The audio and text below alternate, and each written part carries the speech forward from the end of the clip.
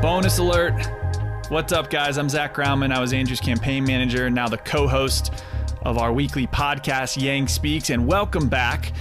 Every once in a while, in between our Monday episodes, we're just going to throw in a bonus episode midweek. And this week, we've got the one and only Krystal Ball. Krystal Ball is just a badass. She's the host of the show Rising on YouTube, which you guys should check it out.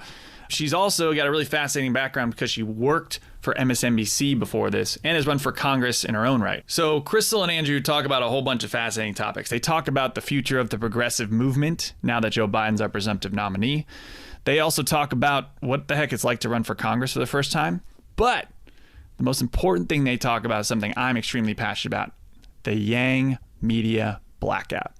So if you were following the 2020 race at all, you saw that Andrew Yang got the least amount of speaking time on every single debate stage, and he had some of the least mentions and coverage in the entire race. So with Krystal, her and Andrew go inside what we call the belly of the beast, what it was like working at MSNBC and what incentives are there. Why does a candidate like Andrew Yang get no coverage?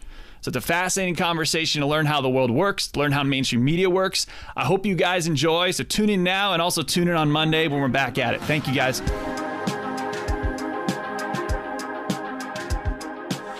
Hello, everyone, and just want to welcome the incredible Krystal Ball to Yang Speaks. Krystal, yay! Let's give you a round of applause. Oh my gosh, I have known and admired Krystal from before the campaign really got going, where she was an advocate for universal basic income.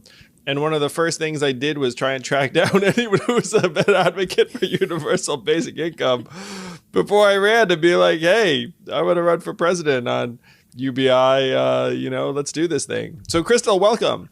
Thank you. Thank you. Yeah, it's great to be on. Congrats. I'm very excited about this new venture and direction. And yet people don't realize, even before that, we had met when I was at MSNBC, and you were a guest on the cycle when you were with Venture for America, and we'd kind of kept in touch. So we are longtime friends here. Yeah, I remember that. I remember really liking you, even from our MSNBC interview, just thinking like, wow, she really has her shit together. And then I saw your background too. You're like a trained CPA. You ran for Congress, and that alone must have been an incredible set of experiences, because I feel like for you, and at the time you were, I'm sure, one of the younger candidates. Yeah, when I first started running, I was actually 27. It was the 2010, so it's the year of the Tea Party. Great time to be running as a progressive in a rural Virginia district. But, it was one of these situations, which you could probably relate to. I mean, running for Congress is nothing like running for president. But in terms of sort of jumping in head first, I had never worked on a campaign. I had been political in the sense of like ordinary engaged citizen. And I think like a lot of people in this political moment, I had a kind of awakening then when I felt called to get more involved than I have ever conceived of before. And it was actually my husband, who you've also met, who was like, look at this guy who's representing your congressional district. This guy is lame. You'd be better than him. You should just run for Congress. Like, you care about these issues. And it's still a lot of the things that, that animates you, that animates me. The corruption that runs so much of our politics, the problem of money in politics, the way that's infected both parties. Like, those were the animating issues for me jumping off. And so he kept at it, and eventually it was like, what the hell? What's the worst thing that can happen? I run and I lose. Life goes on. And in fact, I did run and I did lose, and life did in fact go on. All those three things happened. Yeah. As I'm sure you may be discovering as we speak. I too ran and lost, and life has continued.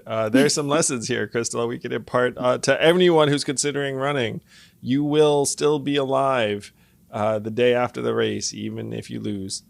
Well, and not just that, and to be serious for a moment, like, I think it's obvious to people watching what you accomplished in your campaign, and especially now where universal basic income is like on the tip of everyone's tongue. It's become a bipartisan advocacy for a sort of modified temporary universal basic income. But, when you started, we looked at the polls. To the extent that people even knew what that was, they were like, no. Yeah, and you moved the needle so much in your campaign, and not in a strictly partisan way. So it's not like just, oh, you ran and you lost and life goes on. It's like, you ran and you lost, but that doesn't mean that you didn't accomplish anything. And in my own way too, with my campaign, obviously congressional campaign, much smaller scale in like an obscure rural district, very long odds. I got absolutely crushed, all those things. And yet what I wanted was the ability to raise the issues that I cared about, that I thought were important to the country. Like I wanted the platform and the voice to be able to do that. I didn't get that by becoming a member of Congress, but I did get it in a different sort of way. So, you know, it's funny how sometimes you ask for a thing and you get it, just not nearly in the format that you expected. Well, good for John, encouraging you to run back then, being like, yeah, you'd be better than this person, which I'm sure you would have been. So can you describe what it was like to run for Congress as a 27-year-old newcomer to politics, a woman in rural Virginia? It was very, very scary for me. And one of the things people might be surprised to learn, although actually I don't think it's that uncommon for media people, is I'm a sort of naturally more introverted person. And so to put myself out there like that. You were a CPA. It means you just sit there with numbers for a long time. That's not exactly. That appeals to me. Like being with a spreadsheet is an appealing thing to me rather than human beings. So, you know, not only to put myself out there just in front of people, but also to have the courage to raise my hand and be like, I think I should be the one. Like, I think you should vote for me. I think I would be the person out of your available choices who would best represent that district. That was, to me, very, very scary. And I was a young mom at that point. Now I have 3. At that time, I had 1. She's very little. She's just a toddler at the time. My oldest now, Ella. And I remember taking her to an event, a women's event, in Virginia for Democratic women candidates. And the sign-up sheet, you're supposed to put down like normal sign-up sheet. This is funny how I remember all these details. This is how like painful it was for me. Your name. And if you were running for office, you're supposed to like check a box and write down what you were running for. And I was like paralyzed because it was so U.S. Congress. Yeah, and I was like, oh my God, like, do I put down U.S. Congress? Do I put down House of Representatives? What's the right thing that I should put down here where people aren't going to think I'm stupid and don't know what I'm doing? So I agonize over that. I get in the room. I'm sweating, nervous, and the child is misbehaving, which makes me feel even more awkward. I mean, she's just being a normal toddler, but, you know, I'm just like stressed out about all this stuff. And then the time comes during their talk where they're like, raise your hand if you're running for office. And I literally didn't do it. I mean, this was one of the first events. This was an event for women running as Democrats for office. And I was too afraid in that moment to do it. But I kept going. I kept pushing. I found my voice. I found an enthusiastic base of support. It was a brutal year, Tea Party wave, all of that. I mean, seeing all of that up close and what has led to now was also just, incredibly formative. But ultimately, what I came to was realizing that I was so fixated on like me, my performance, how am I doing, what are people thinking of me, that this really wasn't actually about me. Yes, I'm the person on the ballot. Yes, all of that. But when I focused on the people in the room and what they needed and what they weren't getting, then suddenly that took a lot of the fear out of it, and it made it a lot easier. And I think it was also more successful ultimately and more impactful because of that focus. Oh, that's tremendous, Krystal. I remember how awkward it was telling people I was running for president for a while, where they were like, president of, like your co-op board. And I was like, United States of America. So I remember all of these internal hurdles you have to overcome. Yeah. And then just saying it to someone and having a straight face and then have them receive it in a particular way. I'm sure for you, it was a real journey over a number of weeks and months where you'd say, I'm running to be your congressperson. And then over time, it would actually become natural and feel like you. Yeah. I mean, I don't know that it ever really felt 100% natural. And of course, you had your own like stereotypes that you were overcoming as an Asian American. I had stereotypes that I was overcoming. I had people tell me like the only thing you should be running for is after your children. And I'm not talking about Democrats that's so awful. who said stuff like that to me. But, you know, you sort of come to a place and a peace with it. And ultimately, you know, I feel that decision point for me, obviously, of deciding to step off the path that I was on, the CPA path, the spreadsheet path. Not that there's nothing wrong with that path. It's a good path. I don't want to like, no, it's a good but path. to step into public life in that way and say like, I'm planting my flag in the ground and I'm going to do what I can to try to lift my voice to these things that I think matter. That was obviously a real pivot point in my life, and one that I'm, you know, tremendously proud of taking, in spite of the fact that, you know, still today, like we were talking before we came on air, like people are being mean to me on Twitter, and I'm still like, oh, it's hard, you know, but come on, like how hard are people's lives out there? If you're not willing to step out, get uncomfortable, take that incoming, then what are you actually willing to do? Well, Krystal, there are a lot of people right now who are trying to make changes in their communities, and I feel like your journey is such like an awesome example for so many. Like if you had guidance for someone who's thinking some of the same thoughts you were thinking when you were 27 about trying to do something positive in their community, what they'd have to go through. Let's say it's a woman who like isn't necessarily going to get the kind of reception or support that you know, you might hope for. Like what kind of guidance would you have for them? You know, one of the things that has been a struggle for me, and I don't know that this is for everyone, but I think there's a lot of cultural programming in America for women to like be the good girl, right? You get a lot of praise for like doing the right thing and following the rules and deferring to others and sharing and playing nicely. Like those things are all reinforced continuously, you know, for little girls in particular coming up in America, and probably even more so, you know, young girls of color. And so for me, it's stupid, but like one of the psychological barriers I've had to overcome is being willing to people, you know, to break some eggs for people to think that I'm divisive or controversial. Because if you're going to get anything done, if you are going to change the status quo, right? Saying every American should get $1,000 regardless of income, like done. That's a controversial thing. And there are going to be people who don't like you for it, who say mean things about you for it, who have a financial interest in keeping things the way that they are, who want to smear and dismiss you. And so if you have any sort of critique that is going to alter the status quo, you have to be prepared that you're not going to be the good girl. You're not going to get the gold star. You're not always going to get the pat on the head. But for the people whose lives you're changing, you will be a hero. And it's a small price to pay, ultimately. It's like a psychological price. It's really such a small price to have to bear. But for me, that's been something I've really had to check within myself, that desire to like pull back and say, oh, maybe I'm going too far, maybe I'm pushing too hard. And I suspect that that's the case in particular for a lot of women. I bet you're right. Certainly, I had a note on my phone, just this is sort of a fun anecdote, where it just says, just remember that to the vast majority of Americans, you are the magical Asian man who wants to give everyone money. and like no matter what happened in terms of the campaign, I was like, whatever, everyone's just going to think of you in that way anyway. So another sort of funny comparison is that I went to this Asian American in politics event early on in my race in DC, and absolutely no one like was clamoring to support the Andrew Yang campaign at that event.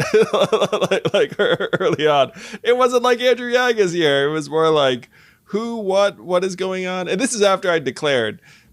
So just that reminds me of, like, you know, when you're talking about being in the room with the women who are running for office as a Democrat and not raising your hand. Like it's not easy. Yeah.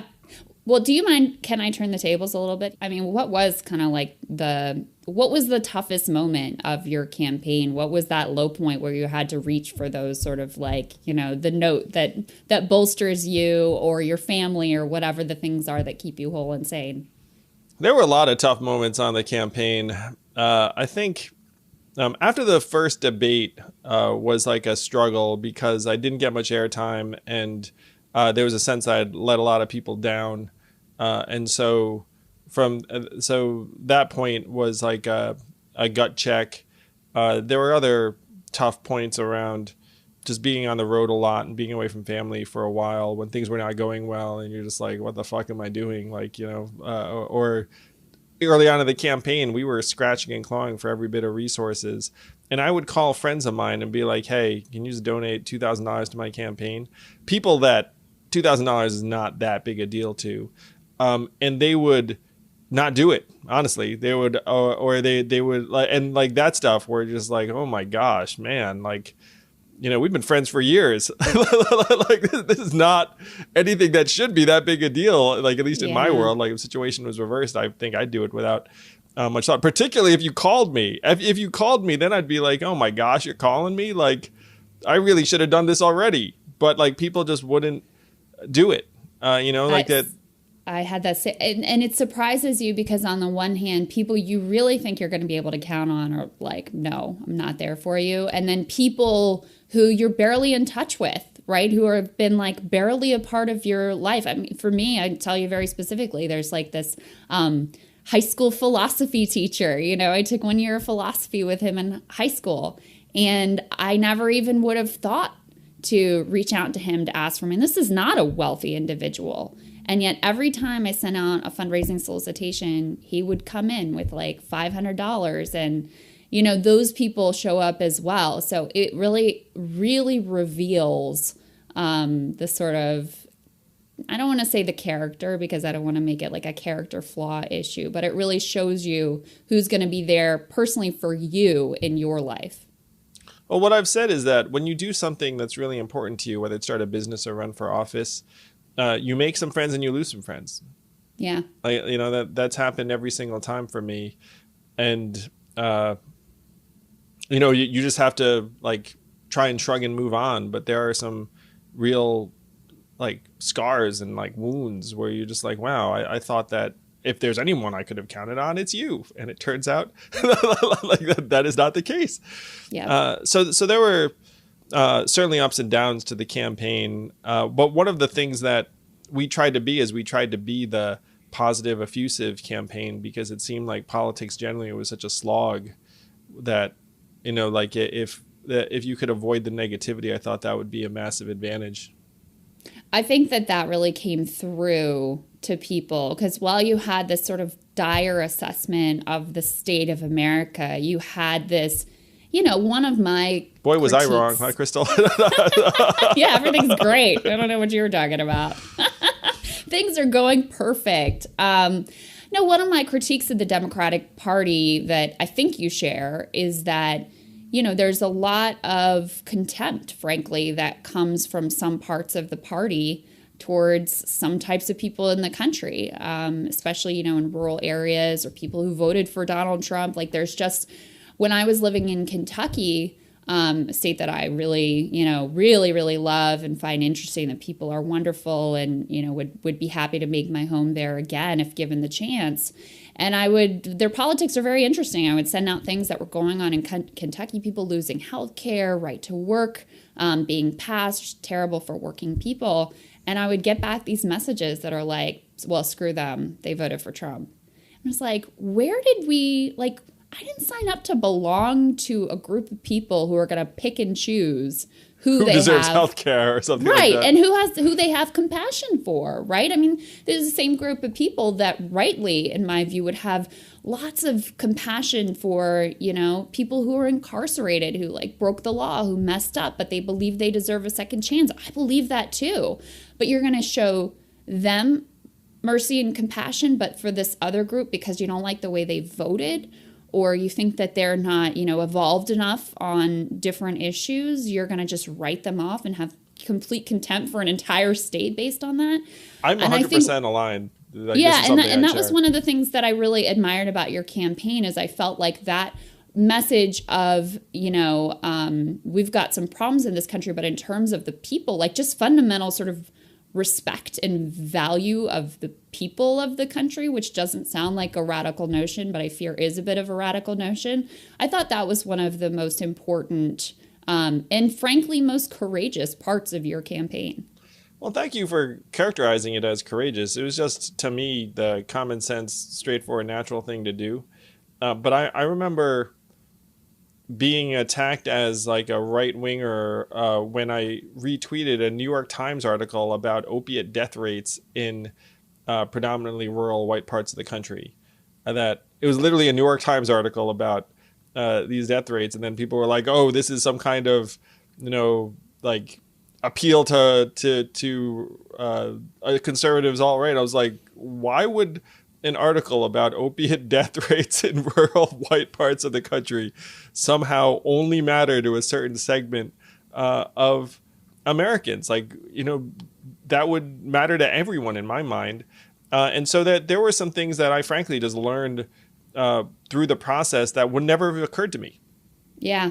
No, I remember in early days, there was this whole thing going on about how your support was all coming from white nationalists. And that was a whole theme of the early days. And look, you see that consistently with kind of, outside the establishment movements. There's an attempt to just like dismiss them as, those people are all, you don't want to be associated with those people. They're all white now. They all have these problematic views, or whatever tactic is used to dismiss them. And they tried that very much with you. Yeah, I mean, I don't know if it was deliberate. It was very confusing, though, from my perspective, because I was like, where did this come from?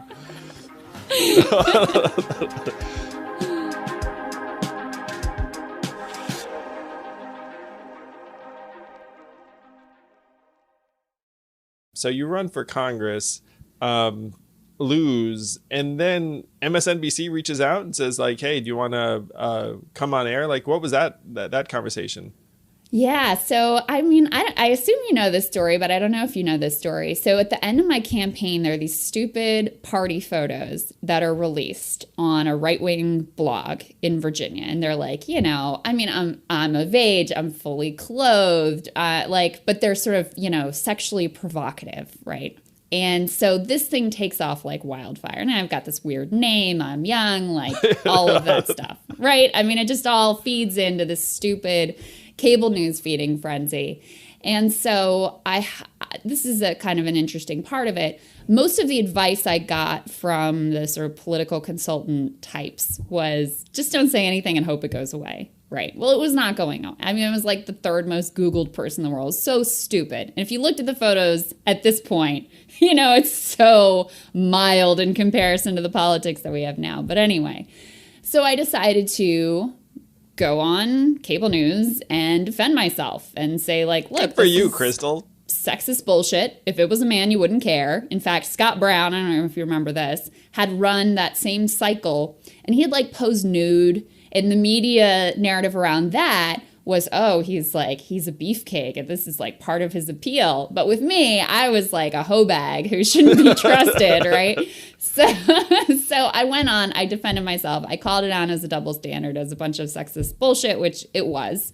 And the funny thing, and this comes back to like getting the thing that you want, just not in the package that you expected, was that very thing, which had been done to try to destroy me, actually gave me that platform. And so, I was a long shot congressional candidate who got her butt kicked. I would never have gotten any media attention but for that. And so after the election, some of the shows that had me on asked me to come back just to talk about, like, let's talk about women in the midterms. And then I did okay with that. And they're like, let's talk about, this political issue in general. And that just sort of snowballed. And I shout out to the two people in particular who put me on the most in those early days.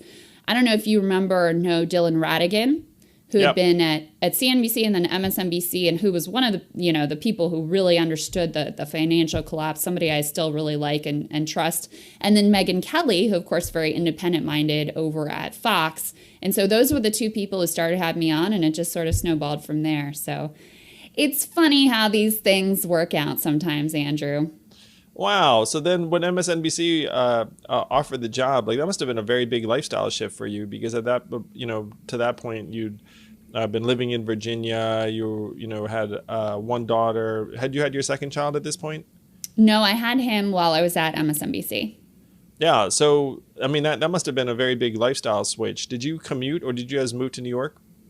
No, we moved to New York. And in fact, we moved to New York even before I got the show, when they just made me a contributor, which is like, you're like a fancy contributor at CNN, but I was like a low level, like, yeah, whatever, we may put you on the air if we feel like it, contributor at MSNBC. But we kind of decided to throw in with that path and see what happens. So we had already moved to New York. And yeah, it was like the most exciting thing I could imagine to have that show. And I got to work with some great co-hosts. I got to work with my executive producer, who had been actually Dylan Radigan's executive producer. But before that, he's like a cable news legend, frankly. He was the EP of the Today Show, executive producer of the Today Show. He hired Matt and Katie. He built that outdoor plaza. So he is still my like TV mentor. And it was just an incredible experience to get to work with him. And at the same time, you get a real education in just the sort of sausage making of the cable news world, which has been, I think, part of that inner understanding is part of what I've brought now to Rising, that I think a lot of our viewers respond to. Yeah, because you there aren't a lot of people who've been on the inside. You're the counterpoint to cable news very often. Yeah, well, I mean, there aren't a lot of people who've kind of been on the inside but are willing to critique it, because it's hard. You get to know these people, who become your friends. You don't want to like be mean to them, but at the same time, there are obviously a lot of, as you know, blind spots and failures in coverage, and I would say in particular sort of class blind spots and blind spots for any anti-establishment candidate, desire to sort of minimize them and minimize their approach because of what it means for upsetting your access or the status quo that sort of gives you your station there. And so I think that perspective has been part of what people have responded to on Rising. I agree, but I want to hear more about your time at MSNBC, because you were there for how many years? I can't remember if I think it was 5. Oh, that's significant. Yeah, 5 years. So you were deep in. And how did what was like the peak of that relationship? And then how did it end? It's such a funny story. So partly I wasn't necessarily exactly politically simpatico as the 2015, 2016 primary started to come into view. I did a monologue in early, I want to say it was 2014. It was before Hillary Clinton had even officially declared. And I did this monologue that was like, look, I have respect for Secretary Clinton and what she's accomplished and her intellect.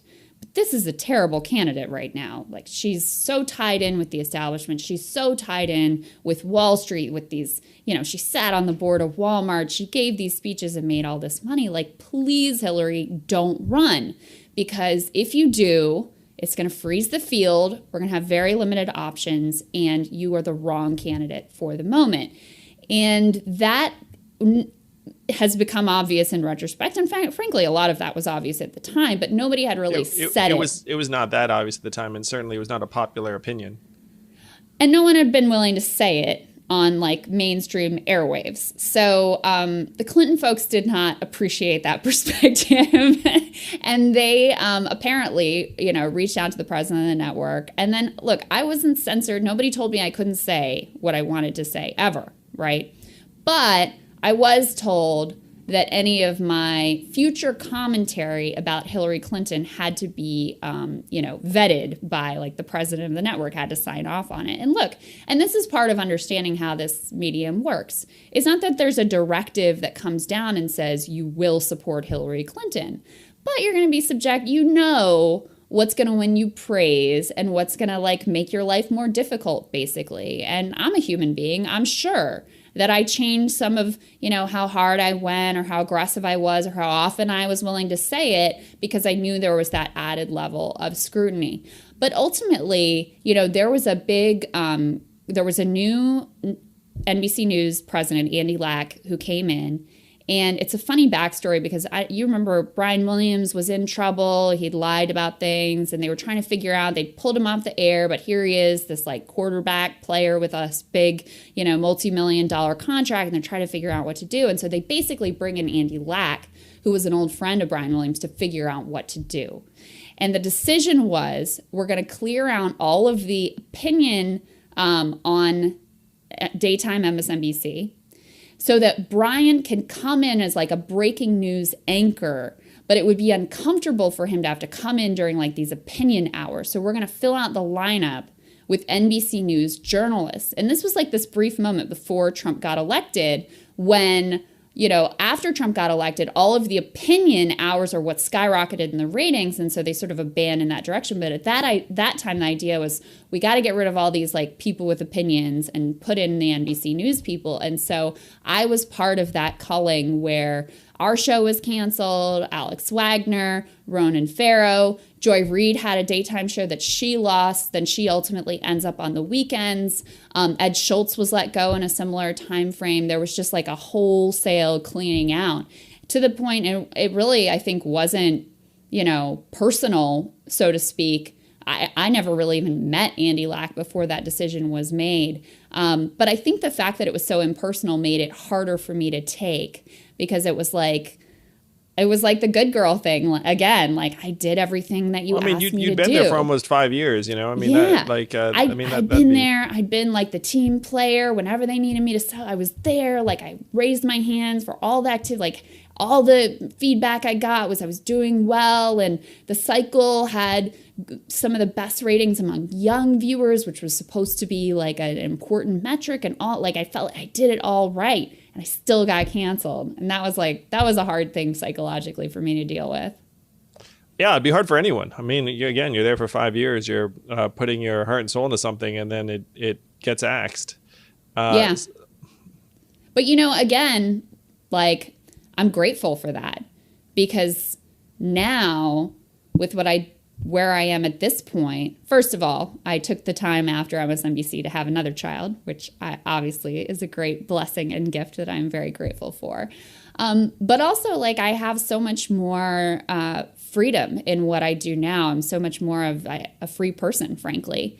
And I wouldn't trade that for anything. I would never want to go back to that role that I had, even though it was so painful at the time to lose. So, I'm grateful to them, because I think it all worked out, I guess is what I'm trying to say. And so I appreciate that moment in my life, even though it was kind of hard to take at the time. Well, I would say so. I mean, you are off to the races now with the Rising and the entire the book, which I have directly behind me. Nice. Here it is. The Populist Guide to 2020 by Krystal and her co-host and co-author Sagar and Jetty. Did I get Sagar's last name right? You nailed it. You nailed both of them. Yes. Good work. So, yeah, I mean, you're now this unfettered, independent voice, and people really sense it and respond to it. I can't tell you how many times people would send me your monologues or video clips from your show. And I think what's wild is I feel like you're now this hybrid between and this is meant as a compliment, but just like as like a full-on independent voice, like podcaster and a media company. You're like this kind of hybrid where it feels like you're melding like a personal point of view with institutional weight. Yeah, I think that is exactly right. And I don't know that there's anyone else who's quite in this lane. And my own theory in terms of sort of wielding power and leverage within the media, so if I think like an activist here, is the most powerful conversation is to have a combination of real grassroots following plus elite awareness, right? And, this is partly the model of your campaign too. Like you developed this grassroots following. It took forever for elite media to actually take you seriously at all. Bernie Sanders in 2016 had the same thing. Like the crowds were there, the enthusiasm, there was clearly like energy for this movement and these ideas. And it took forever for elite media to take it seriously. And to me, that melding when you can have some foot into the kind of elite world where they know that you're there, they're paying attention to what you're doing, you're having some ability to influence that conversation, plus a real grassroots following is like the magic formula. And I'm not saying that we've like achieved that, but that's kind of ultimately the goal. And, one of the things that this is just essentially an accident. I mean, some of these things were intentional and some of them we just sort of stumbled into. The fact that we have this very cable news looking set, right, which is different from most other YouTube programs. It's funny how those sort of visual indicators are really important to people, because if they have this more anti-establishment or populist viewpoint, it's not represented in mainstream. First of all, it's just very validating to them to see someone who at least looks mainstream having a similar perspective and like validating those ideas. But we've also had so many viewers tell us that what they love is that they can take our segments and send them to a brother, sister, mom, aunt, friend, whoever, who doesn't necessarily share their politics, who's mostly watching sort of mainstream news, and they won't reject it out of hand because it has the right look. Yeah, so it looks familiar. It just looks like another show they don't watch. Yeah. So they'll at least like listen to it with a more open mind because it looks like something that they have watched before. So like I said, that was sort of, I didn't see that in advance as being an important part of it, but it has ended up being a significant part of sort of the innovation of Rising, I think. I like it. You're like a wolf in sheep's clothing. I like it. You just like throw that set on it. Then you can say whatever you want.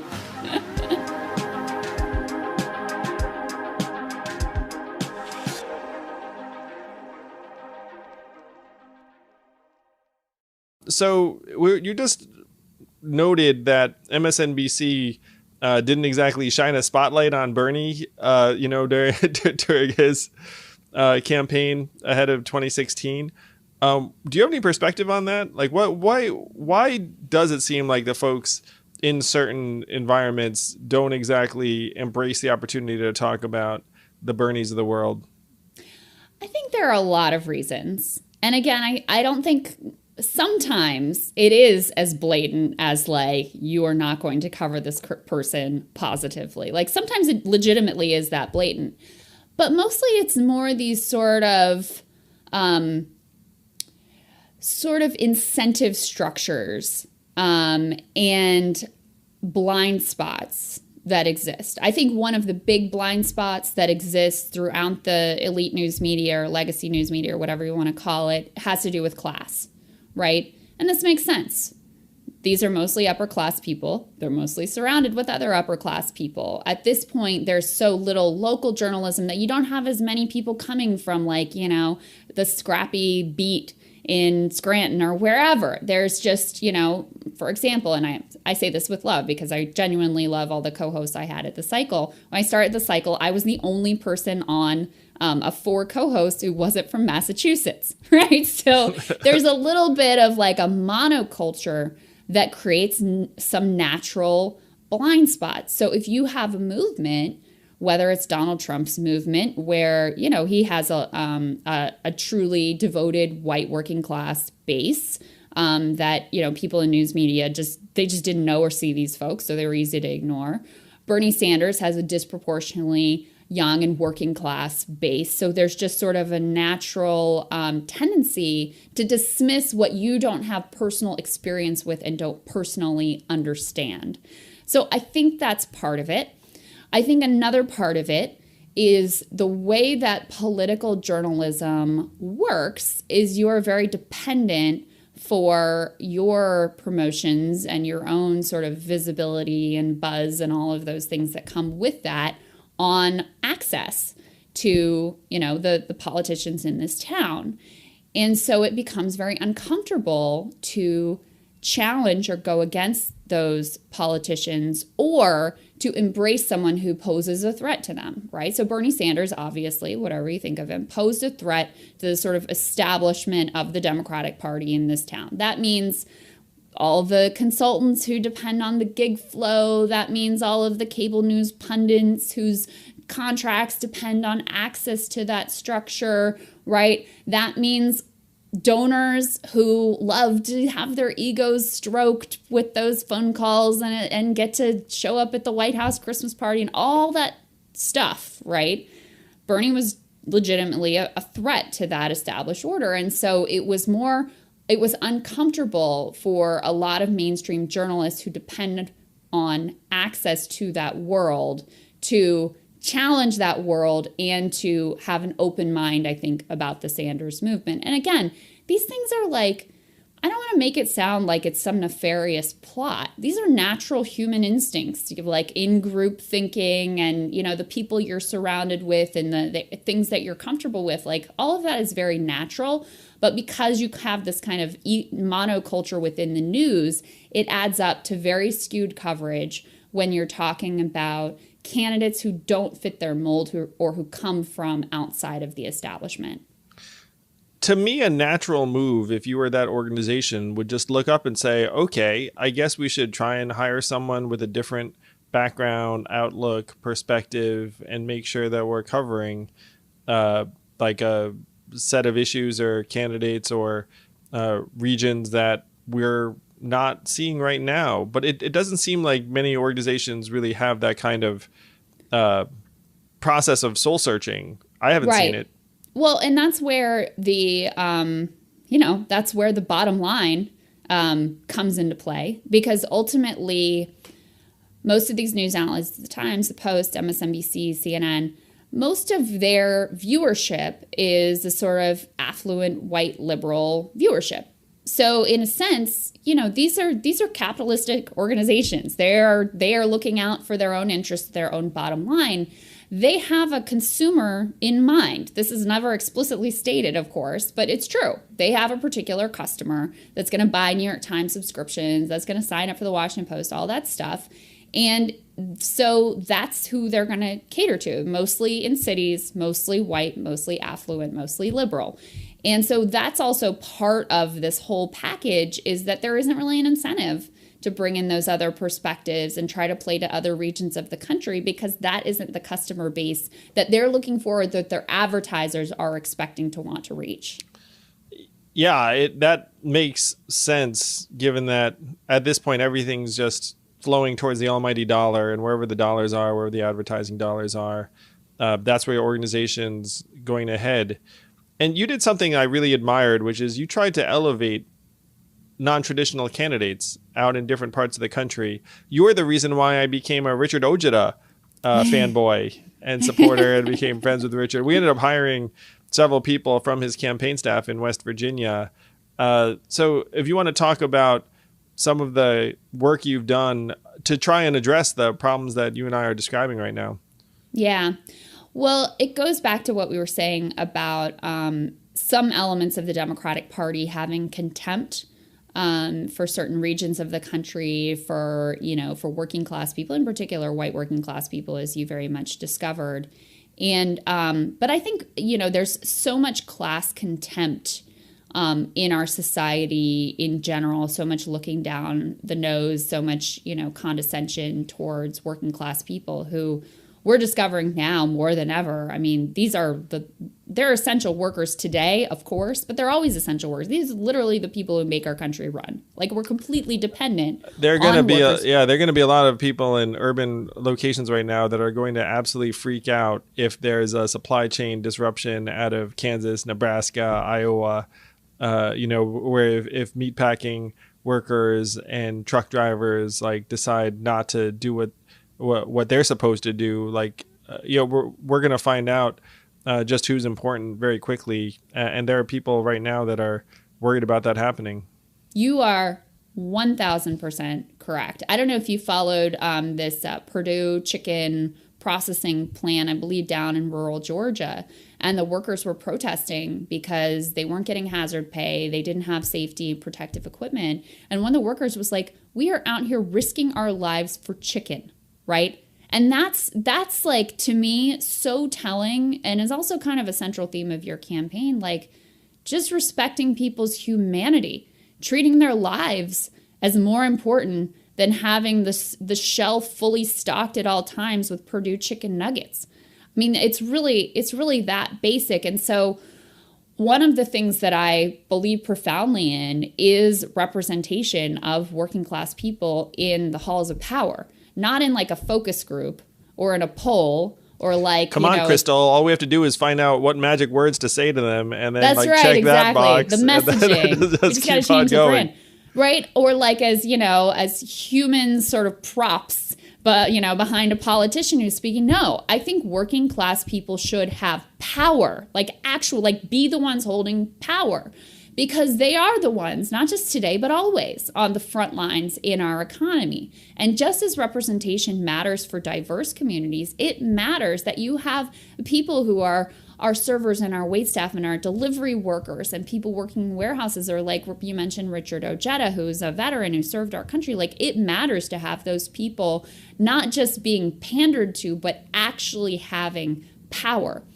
And I believed in my, I'm sort of becoming less hopeful about the Democratic Party at this point, if we're being honest. But I really think that one of the ways that the Democratic Party could bridge this divide that has been artificially inserted between the white working class and the black and brown working class is by having more voices that are themselves working class. And so you don't have that sort of cultural barrier of people like, I saw the Democratic Congressional Campaign Committee supporting these like lobbyists who barely lived in the district, and they'd come back and they'd get a consultant to tell them how to talk to people in their own hometown. It's like, what are you doing? Why not find people who understand their community, who talk like their community, share, like aren't just viewing this as an outsider, they actually share in the struggles of that community. Like, why not try to elevate those individuals and see what happens in terms of how they wield power and who they ultimately represent?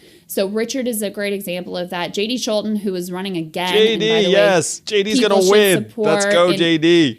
In Iowa, he's, just a great guy, right? Great guy. That's like the best. I donated to JD just the other day. Just continue if there are other people like JD and Richard. Yes, and by the way, and running against a particularly odious member of Congress, Steve King. Yeah, Steve King's that guy who literally even the Republicans kicked him out of the committees because he got a little too blatantly racist. Yeah, he's from Iowa, okay, which was not a part of the Confederacy, and he still had a Confederate flag in his office. This is like what we're talking about. But so people like JD, there's another woman down in North Carolina I love named Dee Dee Adams. She got her start. She was a teamster working on a line in a factory.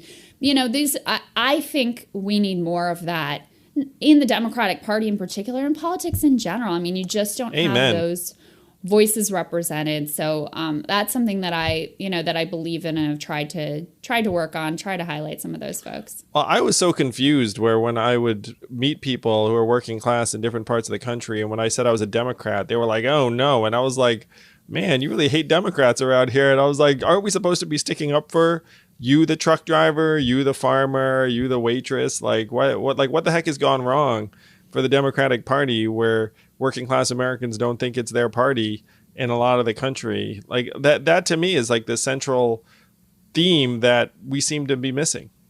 It truly for me is heartbreaking, because I've always seen myself as a Democrat, and I've always believed that the Democratic Party was the party of the working class. But, this is frankly, it's been an intentional shift, right? And this started with Bill Clinton in the 90s. There was an intentional decision to orient the party more around sort of, white collar, affluent suburbanites. Not that there's anything wrong with those individuals, but that's a very different kind of politics, because you're talking about people economically who more or less benefit from the status quo. So they're not interested as much in putting sort of those, transformational economics at the center of their political agenda. And so that decision has translated over many years to where we are now, that, the Democratic Party year after year after year has become more centered around that demographic. The politics are more representative of their perspective. And then, for the Black and the brown working class, it's basically like, well, you can't vote for the Republicans because they're too racist, so you're stuck with us. And the Republicans do their own version of that, right? They've got like their affluent interests that they cater to. And then to the white working class, it's like, oh, well, those Democrats hate you. They have contempt for you, so you're stuck with us. And what happens when you divide the multiracial working class like that is you've ended up with two parties that basically represent affluent interests. And I'm not trying to say like they're both equivalent or there's no difference between the two. No, it's true. Of course. But if you look at this response on coronavirus, the economic response. I mean, every single senator voted to give $4 trillion, which is much more than the media typically reports, but they are leveraging the amount that was in the bill. The Federal Reserve is leveraging that to give $4 trillion in loans to big business. The small business fund that, evaporated in days. No, like that. And we knew it would. This was entirely predictable. Why is there even a cap on that fund? The amount to individuals, pathetic, and one-time payment. And you've got millions who are getting kicked out of their jobs, filing for unemployment. I mean, these are all choices that were made. None of this is inevitable. These are all choices that were made, and they are the byproduct of two parties that have the interests of the affluent first. And so I think, the results of that could not be more clear than outrageously in this moment. And with that small business, I mean, this just completely outrages me. And, I'm sure people and I know people as well who are totally left out in the cold. They're like applying and getting no response. And trying to keep their businesses afloat, trying to keep their employees employed, trying to be able to pay their rent, for their business, for their location. And because the implementation of this program, first of all, the dollar amount way too small. Why is there a cap at all? Second of all, the implementation is left to the banks who were just learning, dumb. gave concierge service to their biggest clients. Any client of theirs just got the red carpet, and then if you didn't have a private banker, you were fucked. That's exactly right. Had they had special concierge service and all the mom and pop small businesses got screwed. And so what are we going to see coming out of this crisis? Rather than, the kind of reinvigoration of small businesses, of local industry, of keeping wealth, locally in our communities. That was one possible outcome of this crisis. And instead, we're going to have the exact opposite. Yes. Amazons, the Walmarts, the Apples of the world, they're just going to get bigger and bigger. And I just was reading before we started talking, something like 100,000 shops, stores are likely to go under as a result of this. And again, that was a choice made in a bipartisan fashion by both of the parties here. A lot of these jobs are not coming back. It's heartbreaking. I see the same things. And to me, the best course of action would be for the government just to be like, look, just send us the bill. Hey, landlords, don't charge your tenants. Send us the bill. Hey, businesses, you have rent, send us the bill. We're just going to pay for it over this multi-month period of time, and then when it's time to reopen, then you can just come back. But until then, we got it. And you're right, what is the purpose even of a cap? It doesn't make any sense. When you're talking about trying to elevate people from different backgrounds into leadership, it reminded me of German companies that have board seats for people who are in the factory or the manufacturing plant. You literally have people with high school or the equivalent of high school educations, but they had a lot of technical, apprenticeships and training. But literally, from the shop floor, just sitting there in the boardroom, being like, "Hey, that's a bad idea. It's a good idea." And the decision making is going to be entirely different for the fact that those people are genuinely there, not just expressing that perspective, but pulling the lever. Right. That's the kind of thing we would need in our government wholesale. Yes. It's you had people who actually just said, "Hey, guess what? My people are putting their lives on the line for fucking chicken nuggets, and they don't have adequate protection. They're getting paid chicken scratch, probably almost literally, and the rest of it. I mean, it's infuriating. It's heartbreaking. I'm grateful that at least we've moved the needle on this conversation where it seems like there's going to be an openness and enthusiasm to universal basic income that they're Because to me, it's like tens of millions of Americans are going to get money in their bank accounts, and they're going to be like, well, that was great. And then when someone says, hey, you should probably do that all the time, then people will be like, that's probably an excellent idea. But you're right. Like, we've mishandled this in so many ways. Well, and that is the thing is, I think part of the reluctance to do more is then you make people realize that you could do more, that all of the like, how will you pay for it was all bullshit, right? All bullshit, it was total crap. And like, oh, once you realize the government could be part of helping me secure my economic interests or, you know, providing health care, then you're not going to turn around and forget that that happened and be like, okay, I'll go back to working for $7.25 and killing myself and not having health insurance and still not being able to pay my rent even after the pandemic. You're going to say, oh, wait a second, government. You did this before. We could do this again in normal times. Let's go ahead and do that, right? Which is, I think, part of what, like, how come we're not having more of a conversation about healthcare during a pandemic? How come we're not covering coronavirus treatment during a pandemic? It's because if you do that, then people are going to say, well, wait a second. If you can cover my coronavirus treatment, how come you're going to let me like starve and die of this and go other bankrupt condition because of cancer or because of any other illness? So I think that's part of the reluctance, frankly, to do more is because then people start to expect better. I used to tell people on the trail, Krystal, the biggest lie in American life is that we don't have the money, that people are just going around and be like, oh, we're going broke, we're going bankrupt. It's like, are you kidding me? You know, when push came to shove, we found $4 trillion for the banks. We found $1.5 trillion for the big companies for stock buybacks. And Americans saw it very clearly just now. It's like when you needed it, 2.2 trillion or 2.8 trillion or 4 trillion was there. You know, like we can do much, much more for our people. But so many people have essentially been brainwashed to think that we're broke. And meanwhile, we're the wealthiest society in the history of the world. And you have $1 trillion company like Amazon paying zero in taxes while hiring another 100,000 people in the midst of a pandemic. You know, they did like the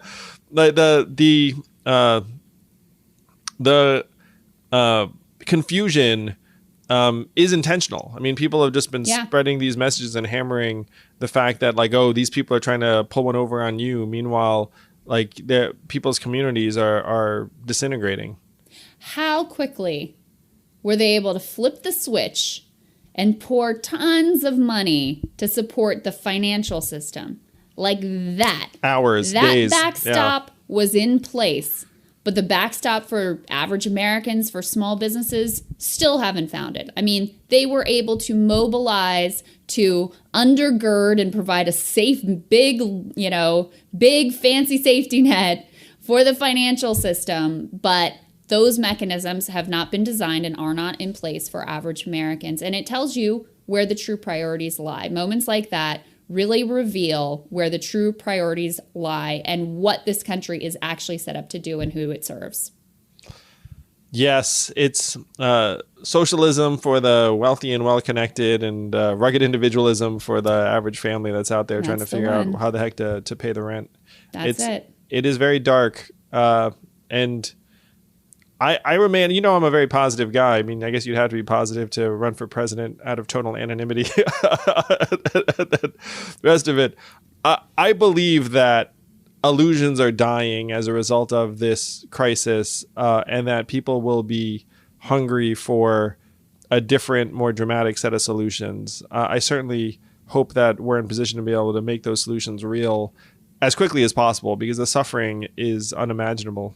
Yeah, I hope that you're right. And I think that you are. I really genuinely do. I think the mask is coming off in a lot of ways in terms of our priorities and who this town ultimately serves.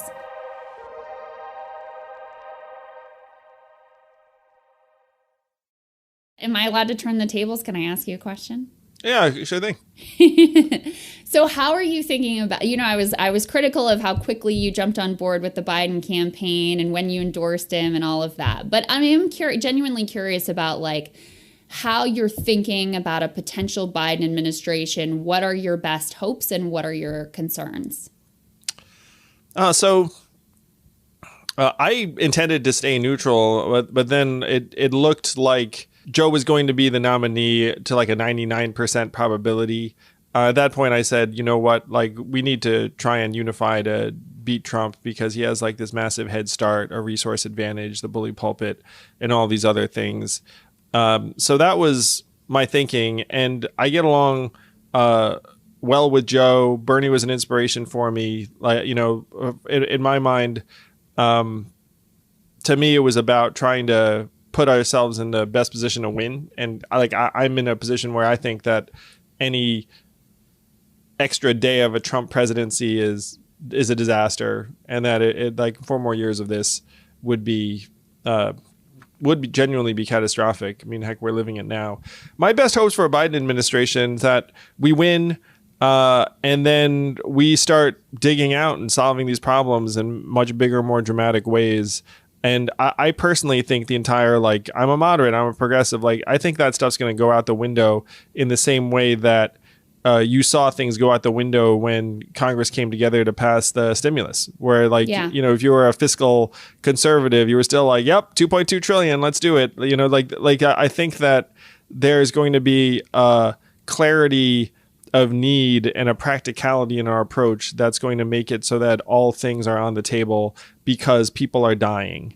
And it's not just people are dying directly of the virus. It'll be that people are dying on the streets in different ways, and we're going to have to become much, much more aggressive about trying to solve people's problems. That is what I think our best chances.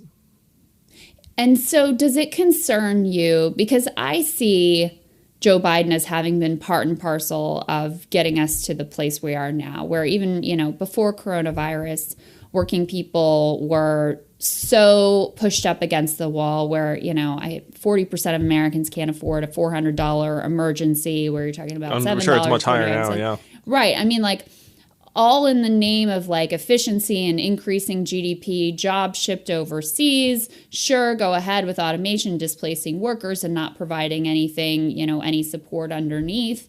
Obviously, like the disastrous war on drugs, that's something you've been incredibly courageous in calling out. He was a prime architect of that. I mean, do those things concern you in terms of how he will actually govern? Because I think one of the things that you and I share, and correct me if I'm wrong, but I know you said this on the campaign trail, is that Trump is a symptom, right? He is a problem in and of himself, but he's also a symptom of a deep problem. And so that's my concern with a Biden administration, is like, he's actually... I read your essay in the Populist Guide to 2020. I remember He's part of erecting the system that actually enabled a Trump to come to power. And frankly, I'm more fearful of what could come after a Donald Trump, as bad as Trump is. You know, he's like incompetent and bumbling, and he doesn't know what he wants, and he's like buffeted and he couldn't even get a question changed on the census. And that's not to undermine the real danger that he represents. But I'm more fearful about what do 4 more years of incrementalism and reinforcing the status quo that brought us Trump, like what comes after that? I'm optimistic that no sane administration would be pursuing incrementalism when you have literally historic levels of unemployment, like the lowest proportion of Americans working in history, I believe. Like you'd have to be very, very misguided. But they're pursuing incrementalism now. I mean, that's what the parties have teamed up to do in Washington right now, while 26 million people are filing for unemployment. Now, I don't disagree with the fact that this response has been like a shit show, and that we need to do things differently. I think most people know, and I think most people also know that, like, I disagree with Joe on many of the fronts you just described and others. Like, am I for universal health care as like a human right? Yeah. Like, we should have had that decades ago. The fact that it's tied to employment is absurd. So there are all of these things that I disagree with Joe on. But I'm personally confident that if we win, we're going to be more open-minded about the depths of the problems and what we need to do about it. Because at this point, the problems are laid bare for all to see. Now, that it could be that optimism is misplaced, but that's truly what I believe. Like, job 1, beat Trump. Job 2, dig deep and start working to solve these problems. If it turns out that I'm wrong and that we're just scratching the surface, then I'll probably run again and say like, well, fuck this. Like, I'm going to try and like get the real things going in another way. I mean, that's what I tried to do this time, but I came up short. And so then, you have to try and push forward in as positive and practical a way as you can. And I'm optimistic that we're going to be open to different measures than has historically been the case, because we're dealing with a generational crisis and everyone can see that. I pray that you're right, Andrew, and I just don't see much sign in this town that is going to be the case. But I certainly pray that you're right. But you just made some news, I think. You're thinking you might run again if things don't go well? I'm already on the record saying I'm going to run for office I'm going to run for office at some point. I mean, you can't not. But you would think about running for president again? Oh, yeah, I would. I mean, it's like I ran to solve the problems. The problems still exist. I'd actually have a much easier time with another run than this last run, because now, people have heard of me and like. Yeah, well, you know what to do. I mean, you just learn so much from the process too. Is there anything you would change in your approach? Well, first I'd replace the Zach guy who's just like a real weight on the whole campaign. Dead weight. Good move, my friend. Yeah. Upgrade the staff, man. One thing is, I would spend more time in DC trying to familiarize people with my vision for the country and have them engage with us intellectually. What you just said makes me sad, Krystal, where you said it's like, well, you're in that town and you don't see like that reckoning, that sense of, of a need for change.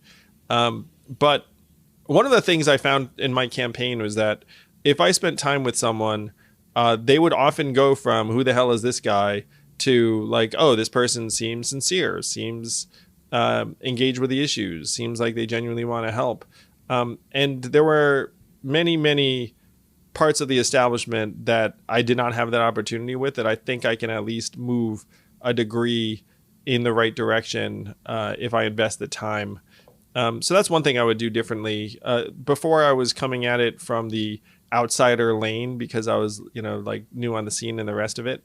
And I want to be still myself and true to the vision, while also trying to present to folks that like I'm a reasonable leader with the nation's interest at heart and a patriot. Like I'm not here to castigate or demonize anyone. I just want to try and move us forward because we're decades behind the curve. A lot of people are suffering and we need to fix it.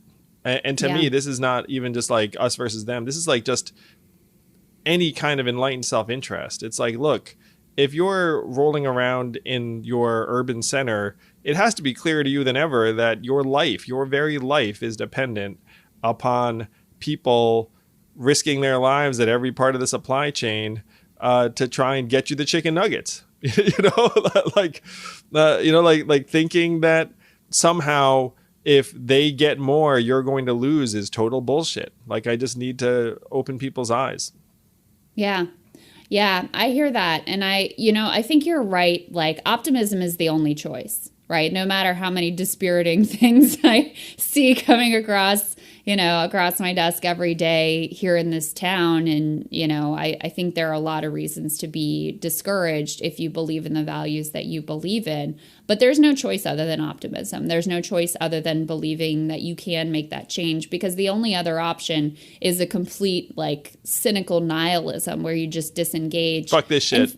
And frankly, I am very worried. I get that stuff. I'm sympathetic. And I'm to worried that is going to be the decision of a lot of people, especially frankly young voters, working class voters who just don't see themselves represented or frankly even treated with sort of respect by the party apparatus. And so that is one of my real fears, is that sort of nihilism and cynicism will set in. So you're checking me, reminding me that optimism is really the only option. Oh, that's a legitimate fear and concern. And if someone says like, hey, these institutions are morally bankrupt and don't care about me, I would say, like, I completely understand why you feel that way.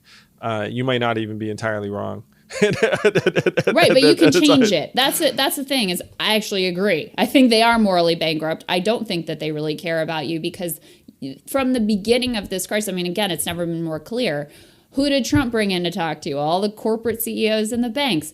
Who did, Richie Neal, who's, the head of an influential committee here on the Hill, who did he want to call up? Like Hank Paulson and Bob Rubin. I mean, it's just like the same cast of characters. And they're clearly the ones who got their giveaways and Boeing got their own piece of legislation handcrafted for them. Even in the small business bailout, right? The bigger guys get the concierge service. Like, it is morally bankrupt, in my view. That's not like I don't think it's up for question personally.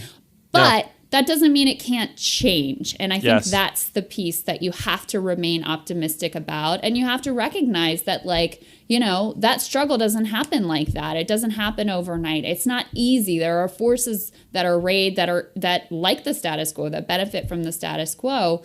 And so you can't get discouraged just because it doesn't happen for you this time or because the system doesn't all change at once. It takes a sustained struggle is basically the path that you have to choose. I'm concerned about the negativity as well because I get it. It's like it's rational, just like it would be entirely rational for someone to check out on politics because it seems exhausting and mind numbing and so negative. And they'd be like, my life is better if I'm just watching Tiger King or something more diverting. And I endorse Tiger King as a fine way to spend. I'm like the only person in America who has not watched hilarious. Tiger King. Yeah, it's actually a well done documentary. Anyway, anyone who decides to check out, it's like I'm sympathetic, but we don't have a choice. Like we have to engage with the systems, with politics, and try and right the ship. And there's no other way. It's why I ran a nonprofit for better part of 7 years. And I concluded I cannot solve the problem unless I rewrite the rules of the economy from the top down. And there was only one way to realistically do that. It was run for president and win. Said, okay, let me try that. And while we did not win, I did feel like we made massive progress towards trying to implement a different vision. And I'm committed to that. I understand why people have given up, but we can't give up. I mean, there's just no choice. And one thing I admire a lot of things about you, Krystal, but you're also like this super mom. You've got 3 kids. When you talk about being in DC in that town, I get the sense you wake up at the crack of dawn or even before dawn. You do these shows and the rest of it. And then you're transporting yourself to a totally different environment and then becoming super mom. At least this is what I'm imagining. And so you're a parent like I am. It's we can't give up because, our kids need us to win. That's it. That's it exactly. And also, and not just our kids. Look, our kids, let's be real, have a lot of advantages and are incredibly lucky and privileged within this system and society. But do I want them to grow up in the kind of brutal place that would pick certain people deserve to have it all and other people deserve to basically deliver their sushi at 2 a.m. for scraps and not have health insurance? No, I don't think that's good for anyone. I don't think it's obviously not good for the people who are, on the front lines, making low wages, struggling every day. It's obviously bad for them. But I think it's just corrosive to the soul of the country. I think it's corrosive and destructive to everyone that is involved with that. I couldn't agree more. I will say that I look at my boys all the time and I reflect on how differently they're growing up than how I grew up. And one of my boys is autistic, but neither of them is particularly rugged. I'll tell you that.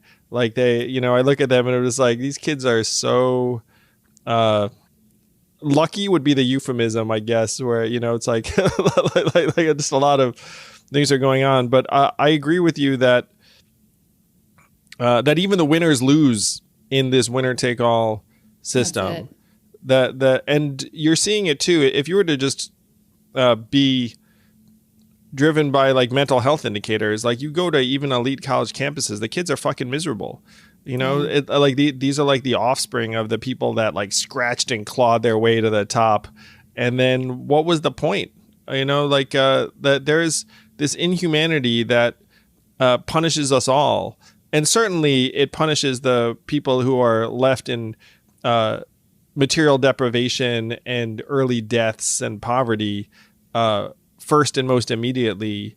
But it is corruptive for everyone. And there are all of these material incentives right now that distort our behaviors in ways that make us just worse people. There are a lot of folks that, and you climb to the top of one of these hierarchies, and then you've sacrificed so much for all of this wealth, and then you're like, all right, I guess it must have been for the money. So this money must be the end all be all. That's why I became an asshole over the last number of years. That's exactly right. And we have to have, and I don't know if you're a fan of the economist Thomas Piketty, who's done, seminal works along with his colleagues on inequality. And he has a new book out that it's very long, but I'm working on it. But one of the things that he lays out is how throughout human history, societies have always had to construct narratives and mythology around why some people deserve this much and other people deserve the scraps. And we tend to think that our mythology is like better than, if you're talking about like feudal or kings and queens and all of that. You mean our meritocracy mythology? Exactly. I mean, we have to recognize we have our own mythology. And what it says is like, oh, if you are that person that scratches and claws your way like an asshole to the top and like crushes everyone, that you deserve those billions of dollars, billions upon billions that you could never even spend in your entire lifetime. While these other people, I worked hard for that money, Krystal. I worked hard for that money. And you deserve it, Andrew. You deserve it all. But these other people who, are struggling and scraping and who are lower income, who are working class, whose, daily life is just very difficult just to make it all work, that's what they deserve. And so if that is the mythology at the core of your country, like, of course, that leads to treating some people like they are modern day lords and ladies who deserve to have not only that money and what comes with that, but to be the people who hold power, who make all the important decisions, right? And to be sort of treated as these demigods. And then at the other end of the spectrum, because you are not worthy of those things, you deserve to be treated less than human. And so I think that core mythology is part of what you have really effectively struck a blow against. And that's why, I always tried to lift up your campaign and what you were doing, because I think that core message is so fundamentally important. It is so radical to say, like, every human being is worthy and deserves dignity and deserves to be treated fundamentally as a human being, as a human. I can guarantee that just about everyone at that Purdue processing plant works a fuck of a lot harder than I do every single day. You know what I mean? 100%. Yes, absolutely. And hopefully that becomes apparent to more people. I certainly felt like the meritocracy bullshit really was like this sinister way to convince people. It's like, well, if you won, it's because you worked so hard and you were so talented, and that if someone's losing, well, they must deserve it somehow. And I just knew how ridiculous that was on its face. Maybe in part because I grew up the child of immigrants, and my first real job after I graduated from law school was set to pay, or did, I mean, I worked there, paid me more than my father was making. And my father had 69 patents and a PhD in physics. And I was like, on what world does my stupid corporate lawyering, like looking at this document for errors, like in what world is that more valuable than my father literally inventing shit? Like that makes zero sense. And so to me, like the ridiculousness of it became apparent kind of early on. But it's that mythology that keeps so much of our people in line. Yeah. No, I mean, so many. There's another great book, Utopia for Realists. I wish I could remember the author's name. Rutger Bregman. He's a friend. Yes. He's a no kidding. Guy. Yeah. Yeah, so he talks about like bullshit jobs and how so many of the jobs in our country and a lot of developed countries are basically bullshit. Like if they went away, no one would really notice. And these tend to be like the more highly paid white collar professions. He gives this example of Krystal, you mean if those management consultants like disappeared, then we'd all be like what happened? we would all miss them immediately. All the CPAs like me, right? Or all the YouTubers like me. But he gives this great example of in Ireland, there was like this banking shutdown. And of course, in advance, it was like, oh my God, what are we going to do? It's going to be a disaster. We can't lose the bankers. And then it was like, no big deal. People just figured it out. They actually used their local pubs as like a sort of ad hoc way of lending money. And it was all totally fine and no one really missed a beat. So even at that level, it was like so many of these jobs are just sort of puffed up bullshit, moving money around or moving paperwork around, or I don't know. I remember what you said, checking the errors in like a legal briefing or whatever. So much of it is that. And meanwhile, the people who work the hardest, who actually make the country run on a daily basis, are the people who are treated the shabbiest in their work, in their lives by our society. And I think that that's a crime. Yeah, I agree. We have to try and restore the dignity of each person.